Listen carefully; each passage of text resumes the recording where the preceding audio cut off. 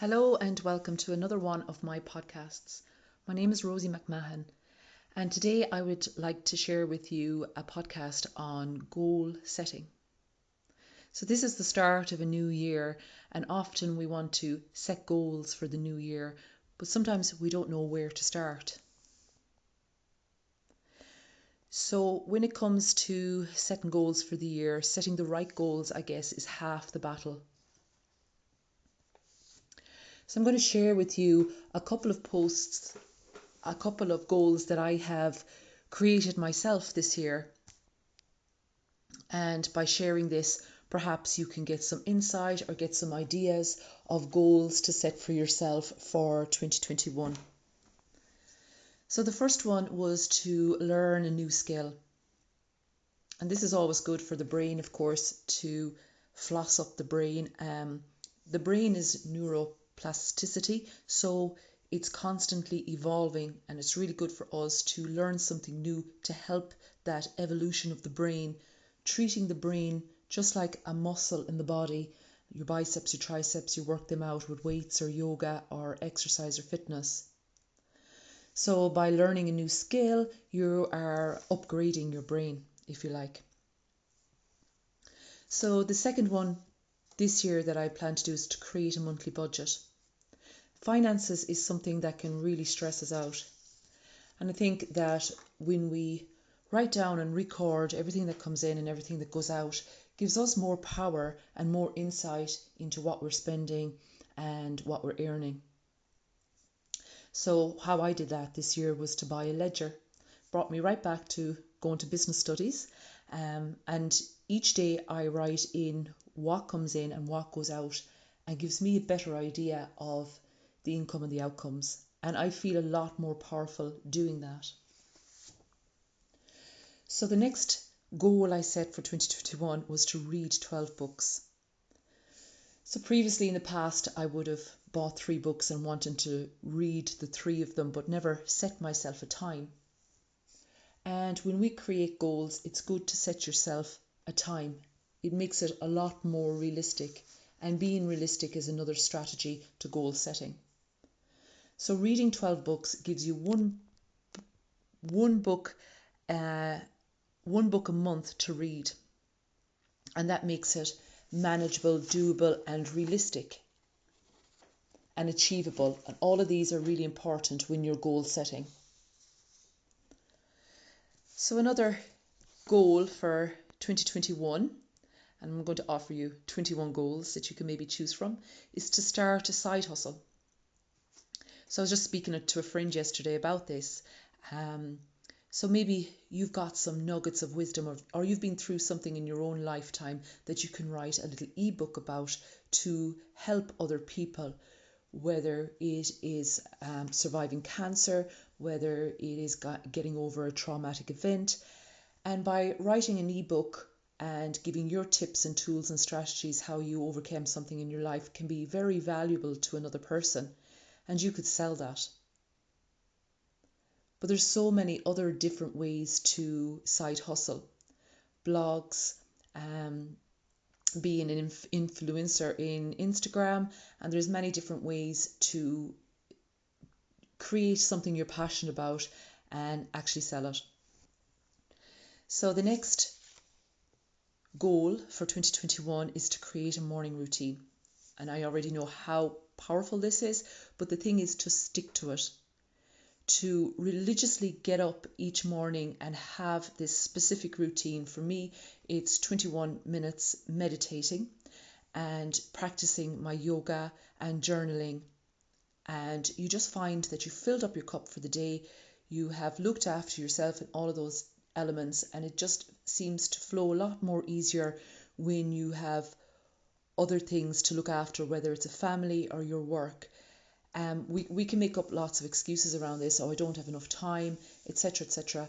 But you can carve out that time and make it a habit. And if you were to do this for 21 days, then that's the time where you create a new habit. I find accountability is great. So I go on my Instagram and I'm posting my meditations daily. And I find that this is accountability, and it's also inspiring other people to do the same. So creating the morning routine and sticking to it. So another goal for 2021 is to eliminate a bad habit.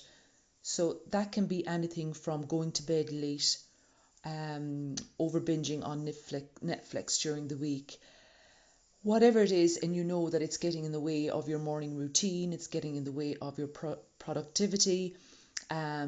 It can be excessive drinking, chronic lateness, smoking. It could be many different things, and eliminate that bad habit and create a new, healthier habit. So another one to consider when you're creating a goal, and these are just ideas for you because sometimes it's really hard to know where to start. So I wanted to share these ideas with you.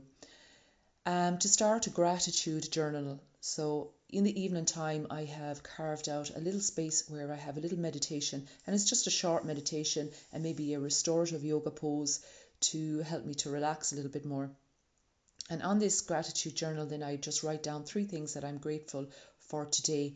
And you really find with gratitude, and it's been proven that it changes the frequency of the brain, and you feel a lot more happier and uplifted when you actually call out or say or write down what you're grateful for. So there's a shift again in that what I spoke about earlier, that neuroplasticity in the brain, and you're creating that feel good factor in the brain, and it can be really, really powerful.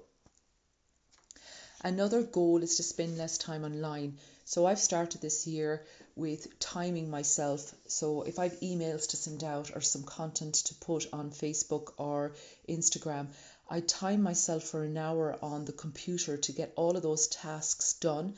I've also put a timer on my Instagram and on my screen time, so it reminds me of how much time I've spent, and then it shuts off for me. Well, I have the power to switch it back on after a certain amount of time. So that is for 2 hours. You can also look at your Instagram or your Facebook and actually look and see how much time are you spending online, and it can be quite shocking and it can be quite alarming. But when you do, you give yourself an idea of what's going on there, and then you can set on your Facebook, your Instagram, on your computer, a timer so that you can switch off from the screen and get out into nature. So another goal this year, which I would be kind of leaning into a lot of anyway, is eating healthier. I always say this to my clients: when you eat well, you feel well, and this is a known fact. When you eat crap, you feel crap. So the 80-20 rule is a good rule to stick with. 80% healthy, 20% treat, and that's not denying yourself anything, and you get to enjoy the pleasures of life as well. So another goal is to create a fitness routine.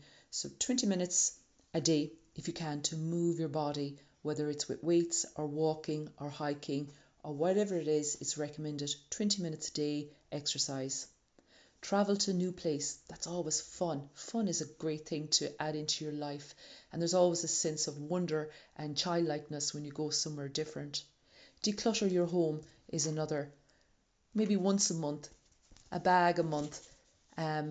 Marie Kondo is on Netflix, check her out, and she talks about how the feeling of decluttering your home feels like. Create a minimalist wardrobe. And there is another documentary on Netflix about minimalist. And, we don't always need exactly what we have in our wardrobe, and that can be powerful. Meditate every day. Journal every day. Drink more water. Set a bedtime for yourself. This is really powerful. Build an emergency fund, 100%.